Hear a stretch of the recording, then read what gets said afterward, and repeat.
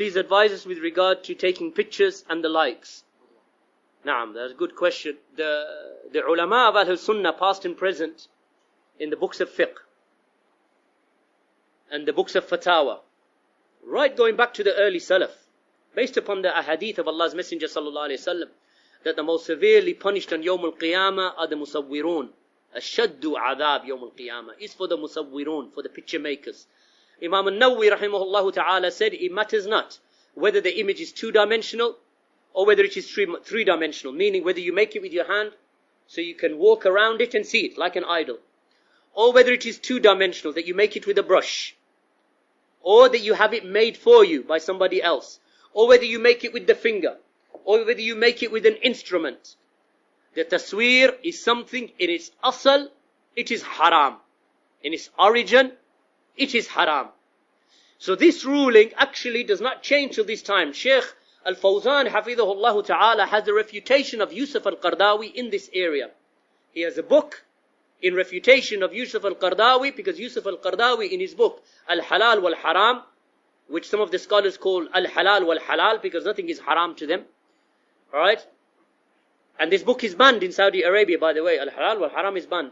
Shaykh Al-Albani did a checking of it, and he refuted him in many points. Shaykh Al-Fawzan, he refuted him in many points. But in the issue of tasweer, there is a refutation. And he mentions that it doesn't matter whether the image is made by a technological advancement. Let's say you make a machine like a lathe. Right? You make a machine that can make an idol. So I didn't make the idol with my hand. I pressed a button and the machine made it. Is that idol now allowed or not allowed? I'm asking you, allowed or not allowed? Haram. Even if you don't worship it. Let's say you get a picture of your father or your grandfather and you give it to a man who can make 3D images or 3D statues using a machine. So they scan it in, Photoshop does the rest, they render it into a 3D image on the computer, into almost like a hologram type of thing, and then they press a button and the machine does everything else. At the end you get a statue of your grandfather. Well, how big do you want it? 1 foot, 2 foot, 3 foot, 2 meters? What do you want? You want to put it in the garden? You want to put it in the house? They can do it. Halal or haram? Haram. Exact image. Halal or haram? They do everything exactly, even a wrinkle in the face. He had a hair out of place, the hair is out of place, even in the statue. Everything. Halal or haram? Haram. Now, that's three-dimensional. Let's take two-dimensional. Now they make an image with a camera or with a phone. They make an image and then they put it onto paper. They take the paper and they put it onto the wall. Halal or haram? What's the difference? No difference between the first and the second. One is three-dimensional, this is two-dimensional. Right? And then they take images. The Prophet ﷺ, did he say, if you hang them on the wall it is haram, but if you keep it in your pocket it is halal? Did the Prophet ﷺ make a difference? No difference between the two. He didn't make a difference. So the asal, haram. Except in certain situations that you have no choice. Like for example, to live in a certain country, like Kuwait, Bahrain, Khadeejah countries, even in the US, that if you want a driver's license or something like this, they want a picture. You want to go make Hajj, you want to travel, you want to go from one place to another, you need a passport photograph. So the scholars, they say in this situation, it is allowed. Why? Because there is a maslaha and there is a haja. There is a need. So in this need, you didn't make the need, the government decided. They want this, so you did it. So now on your ID card, yes, you have to have a photo of you, your wife, your children, whoever else. On the driving license, they want a photograph. Right? For example, medical reasons. You are going for dental treatment. So they want to see how your jaw looks. For medical reasons, for a need, it is allowed. This is the fatwa of Shaykh Abdul-Aziz bin Baz, Shaykh Ibn Uthaymeen, Shaykh Al-Albani. They allow it for those specific situations. You can see in all of those situations, Al-Albani also mentions education. For educational needs, it is allowed. Shaykh Ibn Uthaymeen, likewise for education. For example, a doctor is becoming qualified. He needs to know the physiology of the body, of the brain, of the face, of the eyes, of the nose, and these kind of things. Shaykh Al-Albani mentions likewise for your children to educate them about what is in the dunya. So you show them and picture like the video of an elephant, like a documentary. This is the elephant, this is the rhinoceros, this is the hippopotamus, this is the lizard. So the children become educated. For educational purposes, the scholars, they allow. Why? Because there's a need. Outside of this, what's the need? You see the avatars, right, on Facebook and on WhatsApp and on Twitter. That you see a man, he takes a picture of himself and he wears his sunglasses. He's looking into the sun. He's squinting. He's got the best, combed his hair, combed his beard. He's got oil in and he's looking, like some sort of movie star. He takes the picture and he puts it on his avatar. What's the need? Does this fall into the exception to the rule? Is this like a passport photo? No, this is riya. Or it is shuhra. It is a desire for one to be seen by the people. Right? Okay, riya has a specific definition, and that is that a person that he does an action of ibadah to be seen by the people. But outside of that, okay, let's say he's not doing it to show the people his ibadah. Let's say he's just doing it because he wants the people to see how beautiful he is. MashaAllah, I'm handsome. Right, so now he wants to show the dunya a picture of himself. So he takes a picture and he puts it out. Which of the ulama from the major scholars allow this? Bin Baz? No. Al-Albani? No. Fawzan? No. Rabi'? No.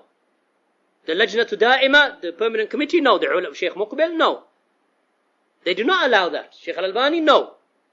So the ulama, they don't allow these pictures for glorification and self-veneration to show off. And you see them now every day, a different picture. This is me in my jeans. This is me in my new thobe. This is me in my Emirati thobe. Next day, Kuwaiti thobe. Next day, Saudi thobe. This is my white shimagh. This is my red shimagh. This is my gutra on top of the shimagh. This is me next to my motorbike. This is me next to my car. This is me in holiday in Malaysia. This is me in holiday in the Caribbean. Pictures and pictures and pictures. This is haram. This comes under the forbiddance because there is no istithna for this. No istithna for this. Those who do it, and we don't care who they are. Our fear is from Allah. We don't fear. We say, oh, but Fulan did it. And he, mashallah, gives nice lectures. We don't care.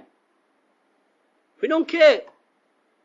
Shaykh al-Fawzan, Hafidhahullah Ta'ala, when he was in the Haram, giving a dars in the Haram, at Hajj time, he got so angry that he started saying, look at these people committing sin in the house of Allah.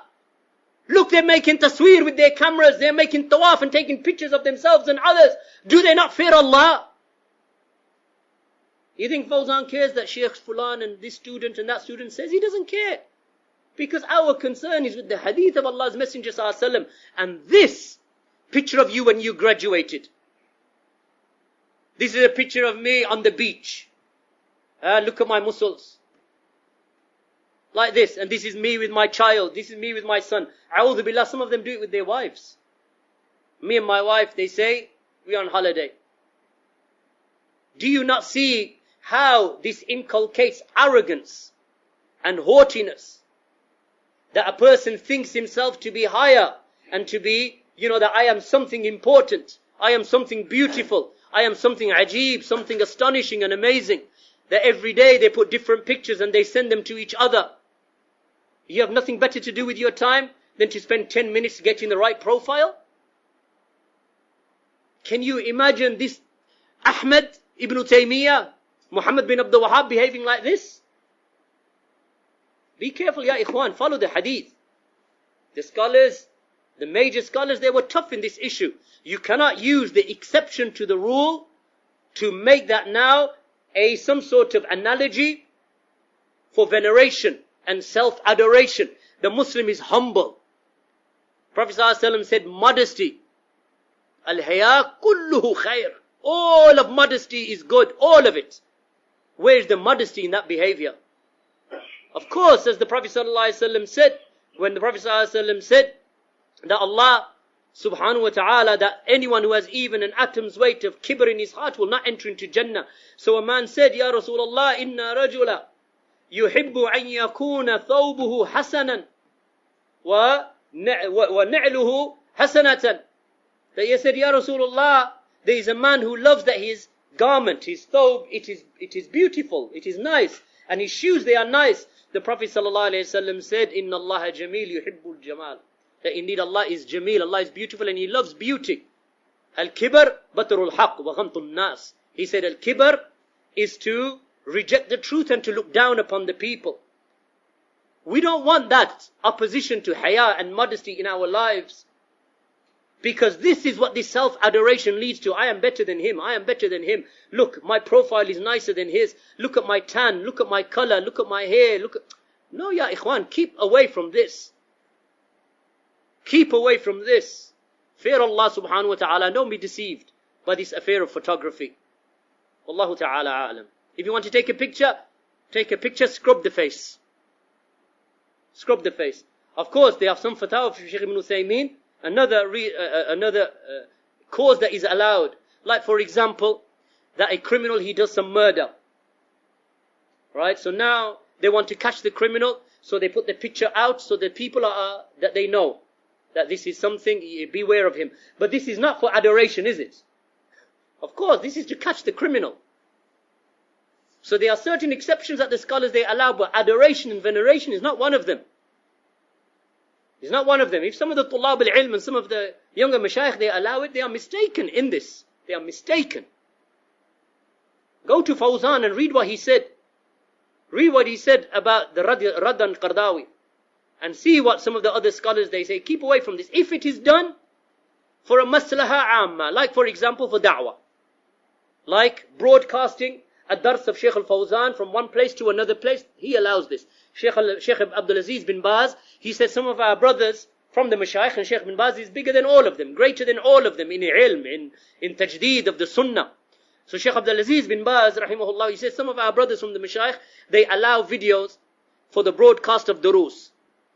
He said, I can see why they do it, because of there's a need. You can see the underlying educational benefit. Again, there's a need, there's a benefit. He said, as for me, he said, I will take the safer route, because of the hadith of Allah's Messenger sallallahu alayhi wasallam, that the most punished, severely punished on Yawm al-Qiyamah, the Musawwirun. For that reason, Shaykh Abdul-Aziz bin Baz said, I do not permit anyone to make videos of me or photography of me. This is bin Baz. I have the fatwa, I've seen it with my own eyes.